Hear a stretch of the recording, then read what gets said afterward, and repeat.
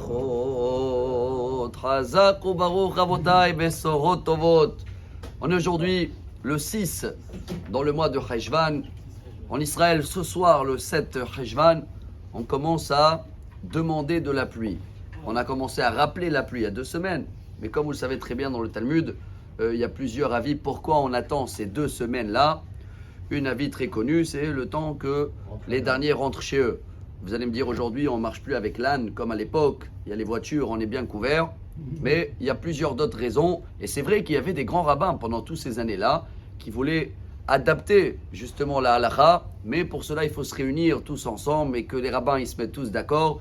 Et dans ce cas-là, c'est Mashiach. C'est pour ça on va citer ensemble. C'est très connu dans le Talmud. Il y a des traités Ta'anit. 7e page. Là-bas, la Gemara, elle compare la pluie à Triyat HaMetim, réincarnation des morts. Gadol Yom Akshamim Kebriat HaOlam, comme la création de le ciel et la terre. Ça veut dire tellement c'est un grand moment que même Dieu, quand il a créé tout, tant que Adam, il n'a pas prié sur la pluie, rien n'a démarré, rien n'a poussé.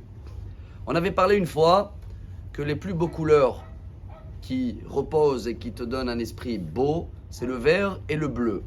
Le bleu représente le ciel et le vert représente quand il y a de la pluie qui descend du ciel, ça va faire pousser le vert.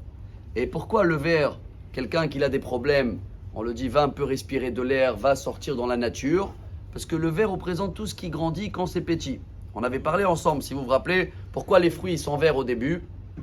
Parce que s'ils étaient directement rouges et ils n'étaient pas mûrs, on les aurait arrachés. Donc Dieu les a cachés entre les feuilles. Mais la vérité, le vert représente une renaissance. Chaque chose qui est vert, ça veut dire qu'il a eu de pluie.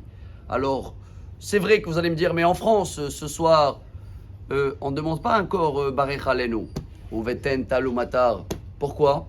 On attend le 4, le 5 ou le 6 décembre.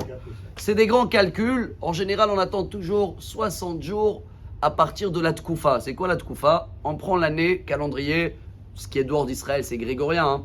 On le partage à 4 et chaque saison, elle a plusieurs jours. Et la saison d'hiver démarre 60 jours après la fin de la dernière saison. Et c'est des grands calculs. Ça arrive toujours 4 ou 5 parce que dans ces pays-là, il y a trop de pluie. Donc, en lachat, on dit en hébreu. Ils n'ont pas besoin de pluie tout de suite comme en Israël. Il y a un grand débat. Est-ce qu'en Brésil, en Argentine, là-bas, c'est pas les mêmes saisons comme en Europe?